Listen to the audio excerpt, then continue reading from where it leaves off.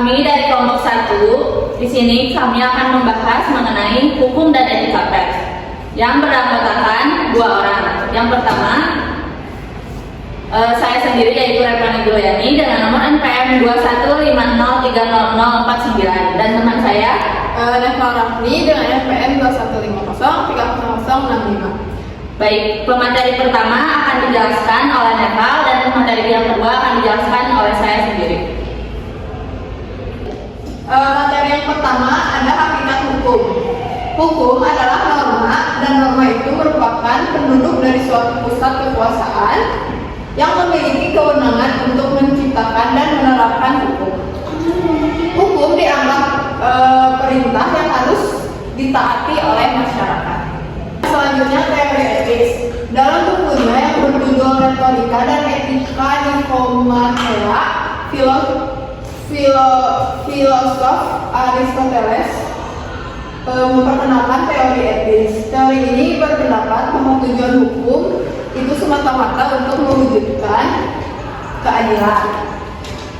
Keadilan di sini artinya memberikan kepada setiap orang apa yang menjadi bagian atau haknya. Atau slogan lengkapnya, menjadi bagian atau hak seseorang tidaklah selalu sama. Dengan demikian kita dapat mengetahui bahwa keadilan itu tidak selamanya diartikan dengan sama rata. Karena konsep penyamarataan dalam kondisi tertentu dapat mengaruh kepada ketidakadilan. Yang selanjutnya perbedaan hukum dan etika. Ringkasan penelitian. Hukum berdasarkan atas kehendak masyarakat dan akhirnya kehendak negara, sedangkan etika berdasarkan atas norma-norma moral melebihi para individu dan masyarakatnya. Menurut Haris tahun 2011 halaman 220. Selanjutnya ada perbandingan hukum dan etika. Definisi hukum sebagai sistem yang memberlakukan seperangkat aturan dan pedoman untuk mengatur perilaku sosial, sedangkan etika sebagai pedoman moral yang ditetapkan, diajukan dan diikuti oleh individu terhadap masyarakat. Lalu ada kode. Ini adalah aturan yang dinyatakan oleh pemerintah untuk menyeimbangkan masyarakat. Sedangkan yang etika perlu yang harus dipatuhi setiap orang juga. Lalu ada aturan. Aturan hukum secara langsung menyatakan apa yang benar dan apa yang salah. Sedangkan etika adalah aturan perilaku seseorang. Yang selanjutnya ada keputusan. Secara langsung menyatakan apa yang benar dan apa yang salah.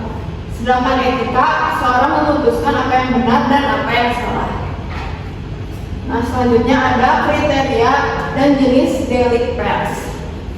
Kriteria delik pers adalah delik yang terdapat di KUHP tetapi tidak merupakan delik yang berdiri sendiri. Delik pers adalah kasus-kasus yang berkaitan dengan pers lazim. Terdapat 3 kriteria yang harus dipenuhi agar dapat digolongkan sebagai delik pers. Yang pertama, adanya pengumuman pikiran dan perasaan yang dilakukan melalui barang dan cetakan. Yang kedua, pikiran dan perasaan yang diumumkan atau disebarluaskan melalui barang cetakan merupakan perbuatan yang dapat dipidana. Yang selanjutnya pengumuman pikiran dan perasaan tadi harus dapat dibuktikan telah disiarkan pada masyarakat umum atau telah dipublikasikan. Yang selanjutnya akan dijelaskan oleh rekan saya, Pani. Baik, yang selanjutnya ada materi tentang jenis delik pers. Di sini ada 2 jenis delik pers. Yang pertama, delik pers biasa merupakan kasus pers yang muncul dengan sendirinya tanpa didahului dengan munculnya pengaduan dari pihak yang merasa dirugikan. Nah, yang selanjutnya delik pers aduan merupakan kasus pers baru yang muncul apabila ada pihak yang mengadukan. Jadi delik pers biasa dalam konteks ini, delik pers biasa diproses oleh pihak berwenang secara langsung tanpa menunggu laporan dulu. Contoh kasusnya seperti pencemaran nama baik, penghinaan terhadap pejabat publik, dan pelanggaran yang berkaitan dengan publikasi berita yang melanggar hukum. Lalu yang selanjutnya ada delik pengaduan tadi. Merupakan hal ini berarti bahwa tanpa adanya laporan dari korban, kasus tersebut tidak dapat dilanjutkan oleh pihak berwenang. Nah, di sini ada pengaduan ke Dewan Pers, yaitu secara yuridis kehidupan pers diatur dalam Undang-Undang Pokok Pers Nomor 40 Tahun 1999, asas fungsi hak kewajiban. Pengaduan ke Dewan Pers. Secara yuridis kehidupan pers diatur oleh Undang-Undang Pokok Pers Nomor 40 Tahun 1999. Ada asas fungsi hak kewajiban dan peran pers yang akan bersinggungan dengan dimensi hukum. Yang pertama, pasal 2 menyebutkan kemerdekaan pers adalah salah satu wujud kedaulatan rakyat yang berasaskan prinsip-prinsip demokrasi, keadilan, dan supremasi hukum. Jadi di pasal 2 ini, hal ini menunjukkan bahwa pers memiliki peran penting dalam menjaga dan memperjuangkan hak-hak masyarakat. Yang selanjutnya ada pasal 3 ayat 1 menyatakan pers nasional mempunyai fungsi sebagai media informasi, pendidikan, hiburan, dan kontrol sosial. Berarti bahwa pers tidak hanya menyampaikan berita, tetapi juga berperan dalam mendidik masyarakat dan mengawasi tindakan pemerintah serta institusi lainnya. Pasal 3 ayat 2 menegaskan di samping fungsi-fungsi tersebut, ayat 1, pers nasional juga dapat berfungsi sebagai lembaga ekonomi, atau juga ia menunjukkan bahwa industri media memiliki potensi untuk berkontribusi pada perekonomian melalui berbagai cara seperti iklan dan pengadilan informasi yang dapat dimanfaatkan oleh masyarakat dan bisnis. Nah, lalu di sini ada fungsi Dewan Pers. Undang-Undang Pokok Pers Nomor 40 Tahun 1995 Pasal 15 ayat 2 menyebutkan tentang 7 fungsi Dewan Pers. Yang pertama, melindungi kemerdekaan pers dari campur tangan pihak lain. Yang kedua, melakukan pengkajian untuk mengembangkan kehidupan pers. Yang ketiga, memberikan pertimbangan dan mengupayakan penyelesaian pengaduan masyarakat atas kasus-kasus yang berhubungan dengan pemberitaan pers, menetapkan dan mengawasi pelaksanaan kode etik jurnalis. Lalu mengembangkan komunikasi antar pers, masyarakat, dan pemerintah. Yang keenam, membantu organisasi-organisasi pers dalam menyusun peraturan-peraturan di bidang pers dan meningkatkan kualitas profesi kewartawanan. Dan yang terakhir, mendata perusahaan pers.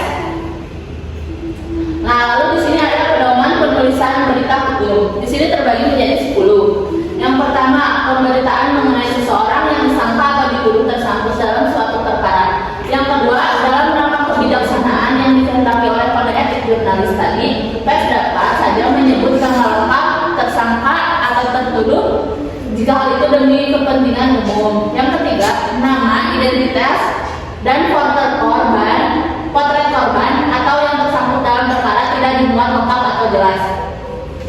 Yang keempat, anggota keluarga yang tidak ada sangkut pautnya tidak ikut disebut dalam pemberitaan. Yang kelima, pers mencari dan menyiarkan keterangan yang diperoleh di luar persidangan apabila adanya sesuatu yang tidak beres. Yang keenam, untuk menghindarkan trial by the press, pers hendaknya memperhatikan sikap terhadap hukum dan sikap terhadap tertuduh. Yang ketujuh, nada dan gaya dari tulisan atau berita jangan sampai ikut menuduh, membayangkan bahwa tertuduh adalah orang yang jahat. Yang kedelapan, pers hendaknya tidak berorientasi polisi, jaksa. Yang ke-11, pemberitaan mengenai sesuatu perkara hendaknya profesional. Dan yang ke-10, berita hendaknya memberikan yang jelas mengenai duduknya perkara dan pihak-pihak dalam persidangan pada hubungan dengan hukum yang berlaku. Lalu di sini ada penegakan etika pers. Pers menjadikan kode etik jurnalis atau KEJ sebagai landasan etika kerja. Dewan Pers menjadi lembaga etik yang diberi fungsi oleh Undang-Undang Nomor 40 Tahun 1999. tentang pers untuk mengesahkan dan menegakkan KEJ, sehingga ini menjadi dasar bagi banyak kegiatan Dewan Pers untuk mendorong penegakan etika pers. Lalu etika pers pertama sekali ditunjukkan untuk melindungi masyarakat dari pemberitaan yang merugikan. Pada praktik media pers yaitu diskriminasi, pers menghindari prasangka, merendahkan ras, warna kulit, agama, jenis kelamin dan kecenderungan seksual, serta menghindari penulisan yang mendetail tentang ras, warna kulit, agama dan jenis kelamin. Yang kedua, liputan kriminalitas, pers menghindarkan identifikasi keluarga atau teman yang dituduh. Yang ketiga, saksi yang tidak dibenarkan, jurnalis tidak memperoleh atau mencari informasi melalui cara-cara yang tidak dibenarkan. Yang ada akurasi, pers wajib menempatkan kepentingan publik atas kepentingan individu atau kelompok. Privasi, pers wajib berhati-hati menahan diri menerbitkan atau menyiapkan informasi yang dikategorikan melanggar privasi. Yang terakhir, pornografi, pers tidak menyiapkan informasi yang menghina atau melecehkan yang bersangkutan. Nah, lalu di sini ada etika bisnis pers. Etika pers adalah aturan atau kaidah-kaidah yang mengatur suatu media dalam mempublikasikan suatu kajian, program, berita atau informasi. Nah, di sini ada 5 unsur etika bisnis pers, yaitu yang pertama ada tanggung jawab. Maksud tanggung jawab di sini, media harus bertanggung jawab atas informasi yang disajikan. Ini berarti bahwa jurnalis dan penerbit harus memastikan bahwa berita yang dipublikasikan adalah sangat akurat. Lalu yang kedua ada kebebasan pers, hak untuk menyampaikan informasi tanpa adanya tekanan atau sensor dari pihak luar termasuk pemerintah dan pengiklan. Yang ketiga, masalah etis. Media sering dihadapkan pada dilema peliputan berita. Ini mencakup pertimbangan privasi, sensitivitas berita, dan dampak dari publikasi terhadap individu atau kelompok. Jurnalis perlu mempertimbangkan nilai-nilai moral. Dan yang keempat ada ketetapan. Ketetapan ini mengacu pada kewajiban media untuk menyajikan informasi yang benar dan tepat atau faktual. Yang terakhir ada tindakan adil untuk semua orang. Maksud di sini, media harus bersikap adil dan objektif dalam peliputan berita. Ini memberikan suara kepada semua pihak yang terkait dan tidak memihak pada suatu sisi tertentu. Nah, lalu dengan mengikuti prinsip-prinsip etika ini, media dapat berkontribusi pada masyarakat yang lebih baik melalui penyampaian informasi yang berkualitas dan bertanggung jawab. Materi sudah selesai dibacakan. Sebelum kami membacakan kesimpulan dan menutup presentasi hari ini, jika ada yang ingin ditanyakan, teman-teman boleh komen di bawah. Kesimpulan dari materi hari ini, hukum memiliki hakikat sebagai norma yang ditetapkan oleh pusat kekuasaan dan bertujuan untuk mencapai kepastian, keadilan, dan kemanfaatan. Berbagai teori tujuan hukum termasuk teori etis, utilitas, dan campuran memberikan pandangan tentang bagaimana tujuan hukum harus dicapai. Penting untuk memahami definisi hukum, tujuan hukum, dan standar etika jurnalisme yang dituangkan dalam kode etik jurnalistik.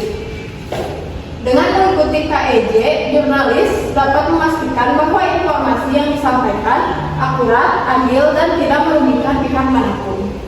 Dewan Pers Indonesia berperan penting dalam menegakkan KEJ dan mempromosikan etika jurnalisme yang profesional. Dengan demikian, hukum berfungsi sebagai sarana perlindungan kepentingan manusia dalam masyarakat dan menjaga ketertiban serta kebahagiaan masyarakat secara keseluruhan. Sekian presentasi dari kelompok 1. Mohon maaf bila banyak kekurangan. Assalamualaikum warahmatullahi wabarakatuh.